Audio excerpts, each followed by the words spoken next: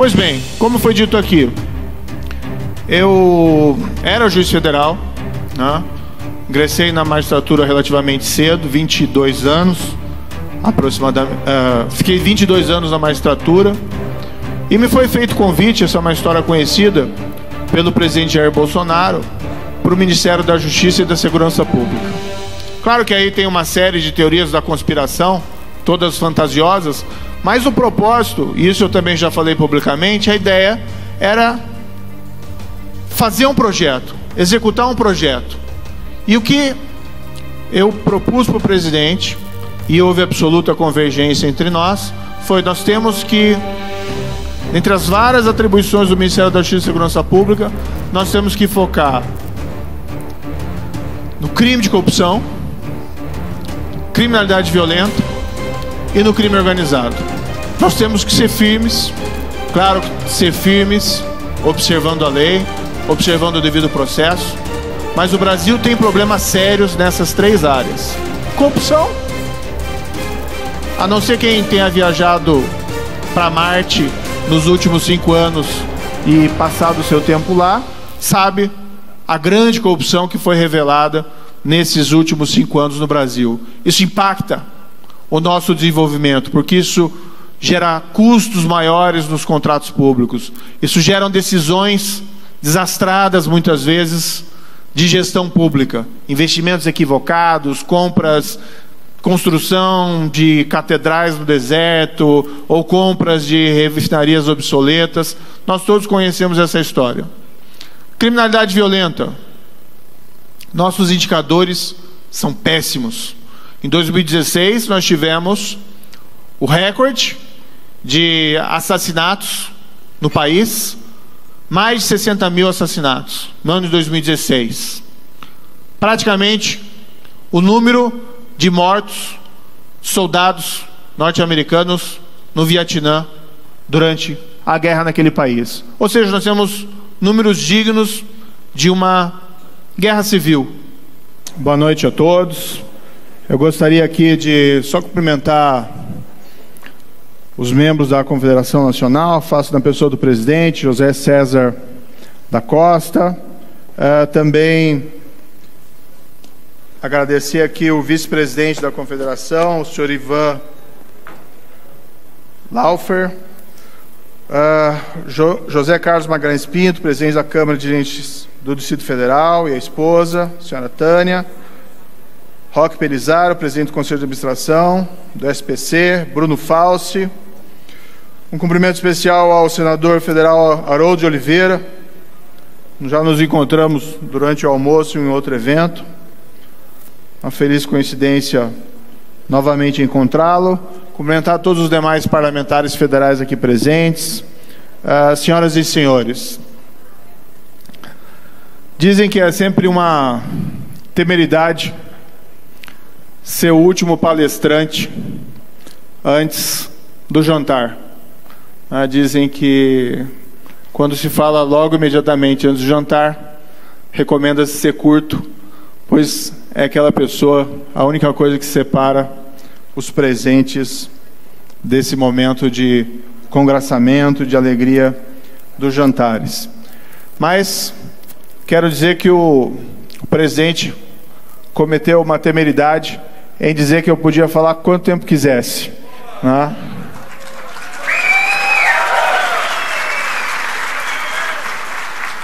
Mas vou poupá-los e pretendo ser não tão extenso em minhas palavras, mas pretendo ser bastante objetivo.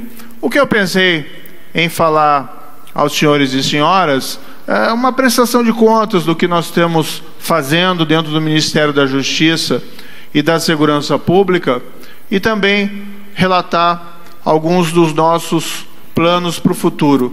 Para deixar muito claro, muito transparente, estamos fazendo isso e pretendemos fazer aquilo. Claro que nem sempre o que nós pretendemos nós conseguimos realizar, mas sempre vamos perseguir esse objetivo. Esse é um tema que interessa a todas as pessoas, né? Justiça e segurança são valores fundamentais para todos nós. e, em particular, igualmente, para o ramo de negócios. Um país mais justo, um país mais seguro, isso é bom não só para as pessoas, mas, evidentemente, isso também é bom para os negócios. Isso facilita a realização de negócios, isso facilita o desenvolvimento. Nós costumamos falar muito no Brasil em gargalos econômicos, em dificuldades para nós podermos fazer a nossa economia rodar mais energicamente. E quando nós pensamos nesses gargalos, nos vem de imediato problemas de inflação, problemas de investimento, problemas de taxas de juros. Mas temos que reconhecer que justiça e segurança também são temas relevantes nessa área. O custo da insegurança pública, todos os senhores e senhoras conhecem. Tendo que muitas vezes arcar com roubos de mercadorias, tendo muitas vezes que arcar com furtos, tendo muitas vezes que arcar até com crimes mais graves cometidos contra donos de estabelecimentos ou seus empregados. Enfim, tudo isso acaba impactando as nossas chances de desenvolvimento. Isso acontece tanto em relação ao grande como ao pequeno comerciante. Eu costumo colocar ilustrativamente que onde eu moro, na esquina tem uma pequena padaria, e um conhecido, um amigo, dono de uma pequena padaria, e evidentemente nós sempre frequentamos a padaria ali para comprar o que se compra em padaria. Mas eu me recordo, certa feita, do dono do estabelecimento me falar: olha, eu fui roubado 3 vezes num mês. E ele acabou tendo que contratar segurança privada. Uma padaria. Um banco ter segurança privada é uma situação. Agora, uma padaria de esquina ter que contratar um segurança privado, realmente é ilustrativo das dificuldades que nós temos nessa área. Pois bem, como foi dito aqui, eu era juiz federal, ingressei na magistratura relativamente cedo, 22 anos, aproximadamente, fiquei 22 anos na magistratura, e me foi feito convite, essa é uma história conhecida, pelo presidente Jair Bolsonaro, para o Ministério da Justiça e da Segurança Pública. Claro que aí tem uma série de teorias da conspiração, todas fantasiosas, mas o propósito, e isso eu também já falei publicamente, a ideia era fazer um projeto, executar um projeto. E o que eu propus para o presidente, e houve absoluta convergência entre nós temos que, entre as várias atribuições do Ministério da Justiça e Segurança Pública, nós temos que focar no crime de corrupção, criminalidade violenta e no crime organizado. Nós temos que ser firmes, claro que ser firmes, observando a lei, observando o devido processo, mas o Brasil tem problemas sérios nessas 3 áreas. Corrupção, a não ser quem tenha viajado para Marte nos últimos 5 anos e passado o seu tempo lá, sabe a grande corrupção que foi revelada nesses últimos 5 anos no Brasil. Isso impacta o nosso desenvolvimento, porque isso gera custos maiores nos contratos públicos. Isso gera decisões desastradas, muitas vezes, de gestão pública. Investimentos equivocados, compras, construção de catedrais no deserto, ou compras de refinarias obsoletas. Nós todos conhecemos essa história. Criminalidade violenta. Nossos indicadores são péssimos. Em 2016, nós tivemos o recorde de assassinatos no país, mais de 60 mil assassinatos no ano de 2016. Praticamente o número de mortos, soldados norte-americanos no Vietnã durante a guerra naquele país. Ou seja, nós temos números dignos de uma guerra civil. Quem culpar? Tive recentemente em Portugal, fui fazer uma palestra, fiz lá um comparativo com o número de assassinados no Brasil em 2016 com o número de assassinados em Portugal. Portugal teve mais ou menos 78 homicídios durante todo o ano de 2016. Nós tivemos 60 mil. Não é a nossa herança ibérica. A Argentina tem problemas de violência, mas as taxas lá são inferiores a 10 por 100 mil habitantes. Nossa taxa, pelo menos em 2016, era cerca de 30 por 100 mil habitantes. Também não é desculpa o fato de nós estarmos aqui na América Latina. Crime organizado. Infelizmente, nos últimos 15 anos, o problema do crime organizado cresceu no Brasil. Tá? Organizações criminosas foram se tornando cada vez mais poderosas. Organizações que eram conhecidas regionalmente se tornaram um problema nacional. Boa parte dessa criminalidade violenta está vinculada a crimes praticados por essas organizações criminosas. Por exemplo, disputas de mercado de comércio de substâncias ilícitas. Nós sabemos que boa parte dos crimes que afligem a comunidade empresarial e comercial, seja em varejo ou seja atacado, está relacionado ao crime organizado. Roubo de cargas, por exemplo. O crime, aquele crime artesanal é um problema, mas boa parte dessa criminalidade está vinculada ao crime organizado. Então a proposta colocada para o presidente foi que nós seríamos firmes em relação à corrupção, criminalidade violenta e crime organizado. Assumimos o Ministério da Justiça e Segurança Pública. O Ministério da Justiça e Segurança Pública, ou qualquer gestão pública, tem uma parte de planejamento e realização de atividades para o futuro, mas tem também uma parte reativa. Por vezes nós somos surpreendidos pelos acontecimentos. Foi isso que aconteceu no começo do ano. No quarto dia, 4 de janeiro, estourou a crise de segurança no Ceará.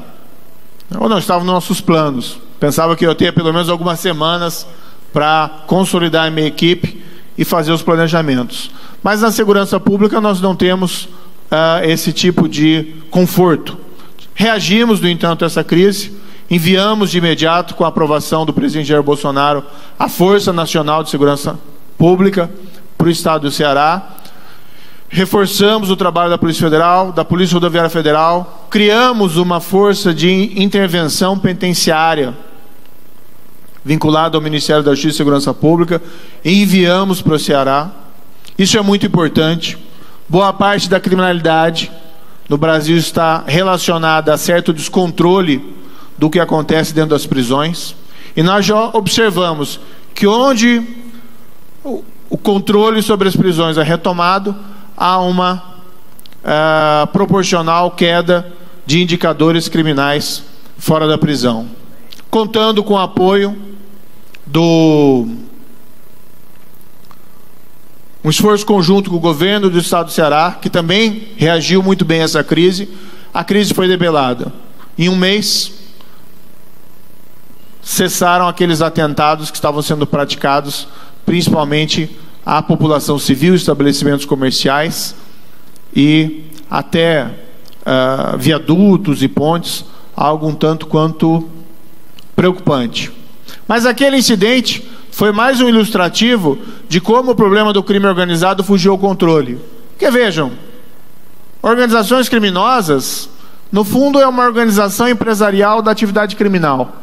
O que quer o criminoso, o membro de uma organização criminosa? Ele quer dinheiro, ele quer lucro, não praticar atentados. Para ele, isso é má política. Mas para ele se sentir à vontade de sair na rua, incendiando posto de gasolina, incendiando mercados, tentando explodir viaduto, bem, isso acende uma série de luzes vermelhas e luzes amarelas. O que nós fizemos no Ministério? Bem, existe esse diagnóstico, nós precisamos então enfrentar esses problemas com seriedade. Uma das primeiras coisas que nós fizemos, olha, se os recursos são limitados, nós temos que bem empregá-los. Criamos lá no Ministério a tal da CEOP, Secretaria de Operações Policiais Integradas, que é uma secretaria, basicamente, que tem por objetivo coordenar ações policiais entre as polícias estaduais, ou entre as polícias estaduais e as polícias federais, ou até abrangendo outros órgãos não policiais. Uma das primeiras operações que foram feitas, a transferência das lideranças do PCC. Tem uma lenda no âmbito da segurança pública que nós não podemos falar o nome das organizações criminosas. É mais ou menos como um filme do Harry Potter. Não pode nominar. Eu, sinceramente, acho que deve dar às coisas os seus devidos nomes. Qual que foi a nossa avaliação? Essa foi uma avaliação até antes mesmo nós assumirmos o cargo de ministro.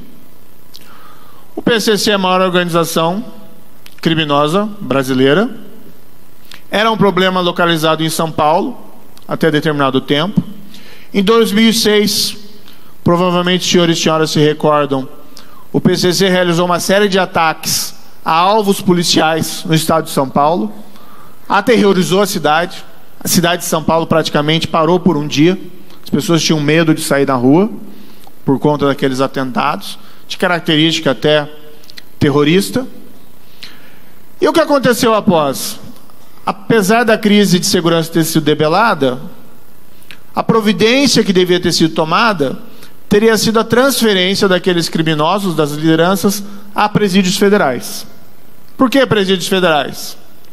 Presídios federais brasileiros foram construídos baseados naquele modelo de presídio de segurança máxima norte-americano, Supermax Prisons, com a primeira que surgiu em Marion ou em Florence, depois dos Estados Unidos. É um cárcere duro, e embora os presídios federais tenham seus problemas, não existe histórico de rebelião, fuga ou celular lá dentro. A transferência da liderança para um presídio federal impacta sobremaneira a sua capacidade de continuar liderando a prática de crimes lá fora. Mas eles não foram transferidos, foram ali mantidos. O problema é que isso permitiu que as lideranças continuassem a tratar dos negócios da organização e, pior, mandam um recado errado à criminalidade. Bem, se o Estado não tem coragem de enfrentar aquele grupo criminoso, o grupo criminoso tem a tendência de crescer. E os criminosos que estão fora daquele grupo criminoso podem se sentir tentados a integrar aquele grupo. Bem, se o Estado não tem coragem de mexer com esse grupo, esse é um grupo que eu quero fazer parte. Pelo menos uma lógica razoável de um criminoso. Então, uma das primeiras coisas que nós fizemos, e isso foi importante, juntamente com o governo do Estado de São Paulo, quem se encarregou isso foi essa nova secretaria criada, foi a transferência das lideranças da organização criminosa para os presídios federais. Isso ainda lá em fevereiro. Houve essa transferência, envolveu Forças Armadas, Departamento Penitenciário Nacional, Polícia Federal, Polícia Rodoviária Federal, polícias do governo do Estado de São Paulo. Foi realmente uma engenharia ali, um tanto quanto complicada, não só pela transferência, mas pelo controle do que viria após. Ainda o que nós fizemos desde então, cada área dentro do Ministério tinha lá os seus problemas. Um problema que todos nós reconhecemos a sua existência, continua sendo as nossas prisões, especialmente as prisões estaduais. Embora não se possa generalizar, existem bons estabelecimentos prisionais estaduais, tem muitas vezes um problema de controle, que volta e meia redunda em crises, assassinatos lá dentro, ou a continuidade de prática de crimes por quem foi recolhido à prisão. Se quem foi recolhido à prisão continua a praticar crimes lá dentro, a prisão não está servindo nem para o seu objetivo mais básico, que é neutralizar o criminoso, especialmente o criminoso profissional. Claro, nós temos sempre que acreditar na capacidade do criminoso de se regenerar, nós temos que acreditar que essa é uma possibilidade, nós temos que investir nessa possibilidade, mas o objetivo primário tem que ser pelo menos neutralizar essa capacidade. A nossa observação, existe um problema de superlotação, de fato. Nossa população carcerária em números absolutos, ela é grande. Nós temos mais de 700 mil presos no Brasil. Mas há uma certa falácia na afirmação de que a nossa população carcerária é, vamos dizer, exagerada, que haveria um superencarceramento no Brasil. Se nós formos comparar os números da população carcerária no Brasil com o número de outros países e considerarmos não os números absolutos, mas os números relativos, presos por 100 mil habitantes, o Brasil, numa lista de 91 países, assume lá uma posição de 24º. Ou seja, não se pode considerar esse dado apenas tendo presente o número absoluto. Nós temos que considerar a taxa relativa. E claro, um outro passo seria considerar igualmente a taxa de criminalidade.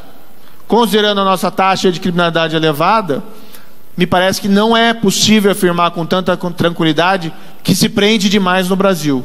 Algumas pessoas têm até um diagnóstico diferente, que se prende de menos. E talvez esse seja uma das causas dos nossos índices de criminalidade. A nossa posição, com todo respeito a quem pensa o contrário, é que se alguém praticou um crime, a pessoa tem que responder na proporcionalidade de sua culpa. Se a consequência da prática do crime for a prisão, então a prisão será.